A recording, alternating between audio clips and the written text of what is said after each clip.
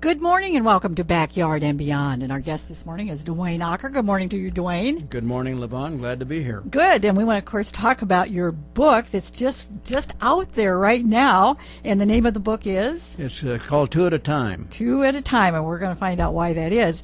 But first, Dwayne, I think, this is a story about your experiences through life. And so I want you to just review, since you graduated from Wyoda High School, yes. What's happened in your life? Well, we spent 5 years at Iowa State earning a bachelor's and master's in animal science. Then we went to Oklahoma State University, and I taught there 2 years animal science and eventually earned my doctorate from there. Went back to Iowa State and taught 7 years in animal science and handled what was called then a farm operation curriculum.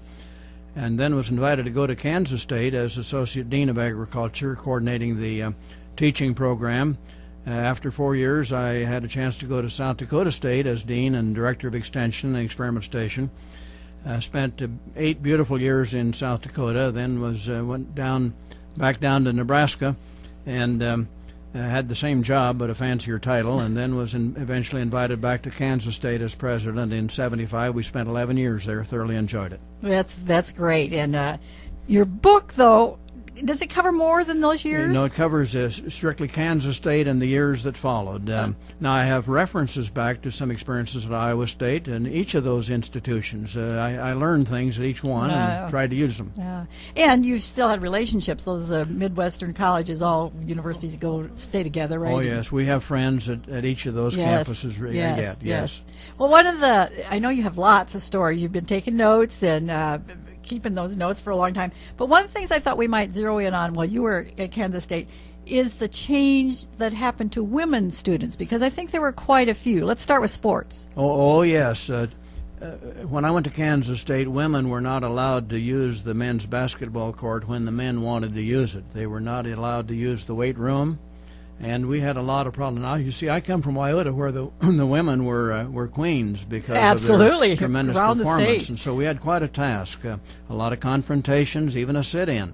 And I've described a number of these in the book. The book has a series of very short stories, most of them, a page to 3 pages, and there are 3 or 4 that are devoted to women's athletics specifically. I don't suppose there was any fighting between the men and women's coaches, Well, was one there? of the illustrations, one of the reasons for Two at a Time, 2 basketball coaches, men's and women, red-faced, debating with each other in the hallway.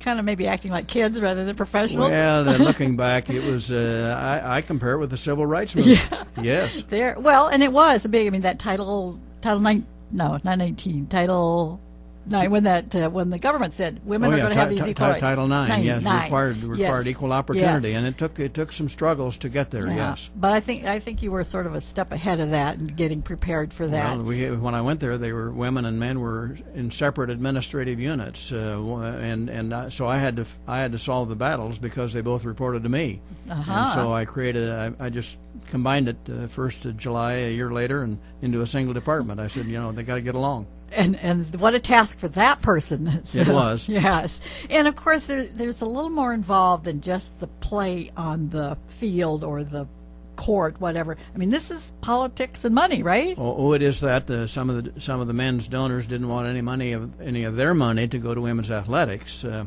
And then we had the Big 8 conference and the NCAA. They didn't want anything to do with women.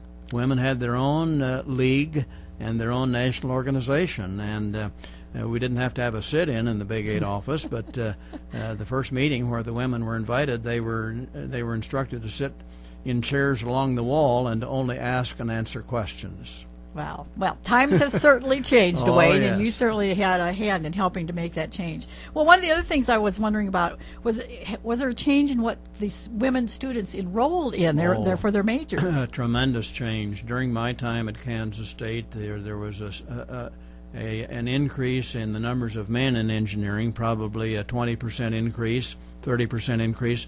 The number of women in engineering went up 3 times.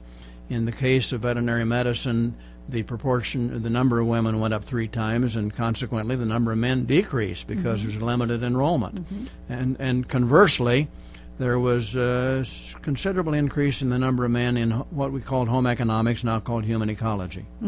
Yeah. So lots and lots of changes, and of course changes go on. I mean, it seems like to me that in your book you maybe have some strategies that could help people face some of those future challenges. Yes, I think so, and there are 5 or 6 cases in there which I call personnel management. I learned some lessons. I think there's some good illustrations. There's some good illustrations on organization management, but the main thing, it's individual anecdotes and individual encounters and what happened, and some of the behind the scenes things that people don't read about in the newspaper when they're underway. And that's why people are going to read your book, because they want to know that stuff, and you've got the inside scoop here. I think I got a complaint yesterday morning. A friend of mine who lives in Abilene called, and he said he blamed me for not getting any sleep the night before. Oh. He said he couldn't lay it down until he finished the book. Oh, what a wonderful reference! And mentioning your book, we should tell people where it is. Oh yes, the Tinderbox at 5th and Chestnut has it available. It's in hardcover, softcover, and it's available on the web as an ebook. Okay. Anywhere you want to find a book, Dwayne's is there. And the title is? 2 at a Time. 2 at a Time. And tell us a little more about why it's 2 at a time. Well, there are other reasons. For example, we tried to get new buildings from the legislature, and I had 2 instances where I had a tremendous debate in priority among industry groups and the campus, and we tried to line it up so that the outstate industry groups, livestock industry, would push the one that was ahead of it so we could get 2 buildings at one time. It was a fascinating thing to watch, and we were fortunate. Yeah, very good. You played those cards right, I think, maybe, Dwayne. Now, I think you're sort of a hands-on person, Dwayne. I have a feeling that a student might be able to walk into your office when you were the president and I talk was to you? amazed when I went back and checked my calendar. I had my secretary do that one day, and I think less than 20% of my time was in the office. If I wasn't on the road, I might be out in a department or having lunch in the student union or at one of the residence hall cafeterias, and of course I would encounter them in the hallway at the water fountain. I've got a little anecdote in there about a couple of students complaining about things sitting next to the water fountain, and I was listening. Finally, I leaned over, and one of them said, "I think I'll just go down and talk to Dwayne about that." And it's interesting, not only that she would say that, but that she called you Dwayne. She did, and well, it was one of these bravado expressions. Yeah. You see, didn't know that I would. She didn't know I was around. She didn't know really who Dwayne was. I just turned to her and I said, "Hey, is there something I can help you with?" You know, she had that "I wish there were a hole in the floor" look. But we had a good conversation. Yes. That's wonderful. And possibly they stopped by your house too. I mean, the president's house is there on campus. Yeah. One evening we came back, a couple of girls sitting on the steps in the foyer. Our young girl that was working for us let them in. They'd seen mold on the library wall, and they thought I ought to know about it. We had a good visit, and later on I met one of them on campus. She said, "Remember that night 2 of us came by your house about mold on the library wall?" And I said, "Yeah, I remember it very well. Had a nice visit." Well, she said, "We were going back to the dormitory from the library. We walked by your house, and we just had that uncontrollable urge to see the inside of the president's home, and we thought this would be an entree." You know, the spontaneity Yes. and great. the naivety of students. We miss that. Yeah, that's great. And mentioning your home there, of course, Shirley, your wife, certainly was a part of this. I mean, what are some of the things that happened that it's a part of your function as president to invite people? We couldn't have had this career, if you please, without her.